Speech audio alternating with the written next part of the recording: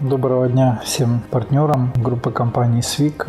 Меня зовут Максим Гафияк, я директор международного юридического департамента группы компании СВИК. Сейчас нахожусь в городе Аккра, Республика Гана. Это центр Африки на берегу Атлантического океана. Я здесь с командировкой с задачей провести первый аудит компании, в которую мы вошли в свое время.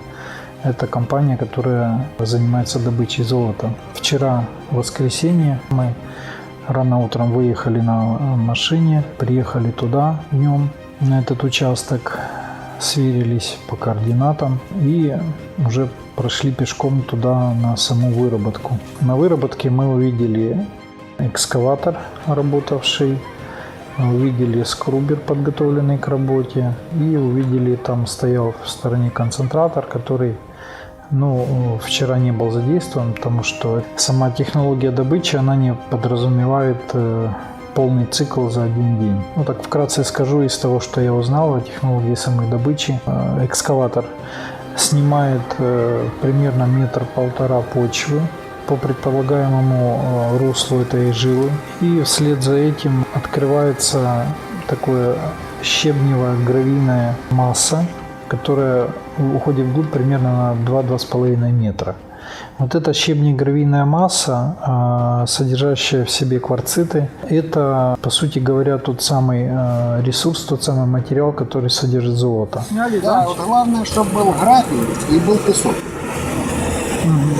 Сильно зеленое насаждение мы не трогаем, стараемся по минимуму, чтобы экология. Да.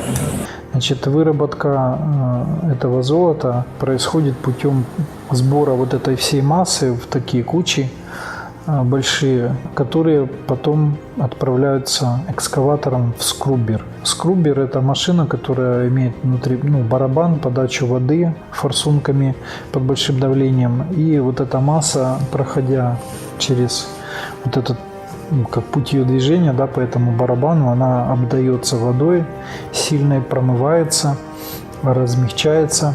И через такую крупную металлическую сетку все крупные отложения остаются в барабане, а все мелкое с песком и глиной, такой, которая растворилась, оно вымывается вниз, в нижнюю часть скрубера и попадает вместе с водой таким потоком грязным на ковер.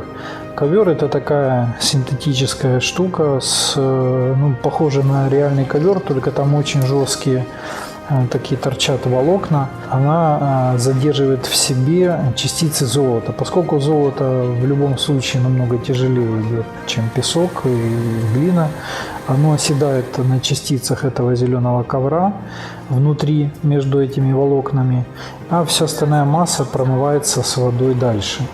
Таких ковров идет несколько по ходу движения воды. Они начинаются внутри самого скрубера, первый ковер стоит, и потом по такому жерлу, которое выходит из скрубера, дальше, я так по-своему назову, такие как желоба, такие как металлические, как поддоны. И вот они тоже усланы этим ковром, по ним остаток этой воды проходит, дальше она уходит в резервуар приготовленной этой воды. Пыль, грязь, вот эта вот вся промытая оседает, и вода уже становится более-менее чистой. Она пригодна для проживания живых существ, то есть в данном случае такого сильного вреда экологии не наносится. Отсюда ушли мы, остается вот эта вода. Вот это вот канавы роем специальные, отводные, чтобы воду тащить за собой. Начнем когда вскрывать, перед крышей, я вскрою участок, полезные ископаемые выемку сделаю и запущу туда воду. Потом подтащу туда скрубер и будем там работать. А отработанный материал частично мы туда сразу в воду и равняем, чтобы более-менее, потому что нас рекультивация заставляет делать потом, после этого. Потом следующий процесс, мы здесь вскрыли, это мы все убрали, это мы съедим, потом загоняю экскаватор туда дальше, сделаю вскрышу, опять же накидываю конус себе для работы, дня на 3. И все, 3 дня моем. Производительность скрубера номинально заявлена 150 кубометров в час. За день где-то мы 1500 кубов перерабатываем. По-хорошему, я же говорю, нужна техника дополнительная, да, чтобы меньше простоев было. Чем больше техники, тем лучше. Там на протяжении какого-то времени работает скрубер, потом останавливается работа, ковры собираются, и в таких металлических квадратных чинах, как ванны, таких большие квадратные, в них набирается чистая вода, и туда эти ковры, там тоже специальный промыв идет этих ковров, чтобы они отдали все песок, золото, которое там есть, именно на дно этой ванны. Делают это местные жители. Значит, при нас промыли эти ковры. Скрубер проработал часа 2 примерно. Почему не больше? Потому что изначально планы скорректировались от того, что на участке шли ливневые дожди. Предыдущий, вот перед нами дождь, он очень сильно размыл дорогу, по которой планировался наш заезд. И часть времени пришлось ждать, пока экскаватор проложит новую дорогу. Это было не очень просто, то есть это не в любом месте можно сделать. Экскаватор у нас пошел в одном направлении, потом пришлось вернуться. Концентрат, который получился на вот этих коврах, при нас его промыли полностью все ковры и собрали в мешки.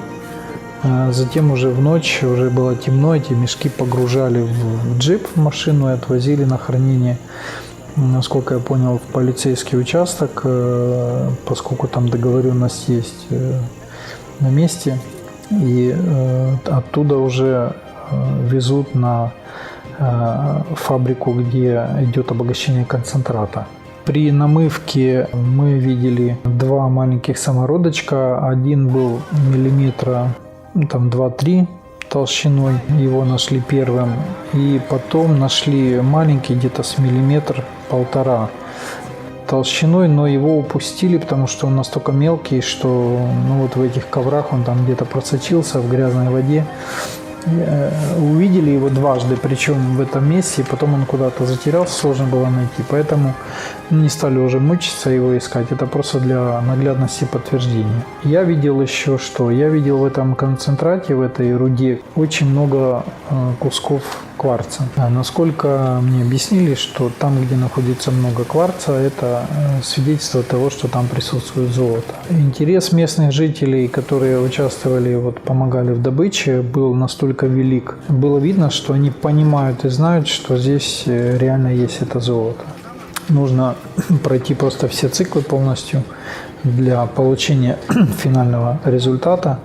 И, на мой взгляд, конечно, да, нужно думать о том, как увеличить количество техники, которая там есть, потому что реально не хватает еще 1-2 экскаваторов и 1 бульдозера к этому скруберу, который есть. Полосу одну прошли на вскрытие, переставляем экскаватор на 2 полосу на вскрытие.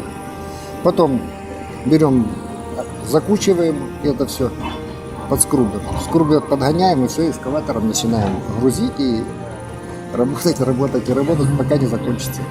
Будет 2 экскаватора, проблем не будет. Экскаватор один постоянно готовит, 2 забрасывает в бункер. Все, и у тебя непрерывный цикл.